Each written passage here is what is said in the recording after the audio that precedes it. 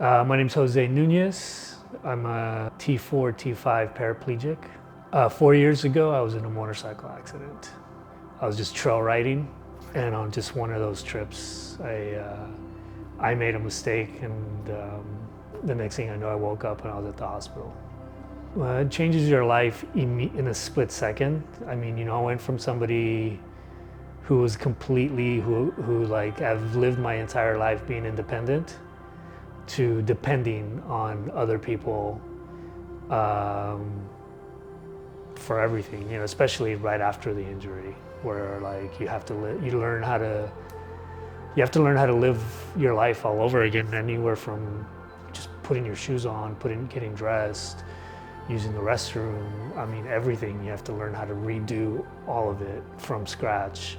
Yeah, definitely, someone who didn't like asking for help, always wanted to be independent, always wanted to be self-reliant, and it takes a while getting used to knowing that you have to ask for help, or that you need to ask for help, and that it's okay. Now I'm starting to get back into it with a hand cycle, and it was like this light, like this moment of like finding something positive that I can do that can give me that rush of working out and running, or that I used to, because I used to run all the time.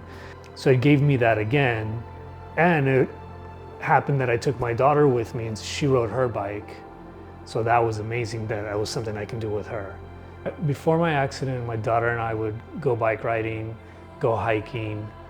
We'd go down to the beach a lot. Those were things we did very often, and it was part of our routine. I did the LA Marathon last year, and Cal Rehab Foundation is one of the sponsors of the marathon. So I met Maneshka and then the team after the race.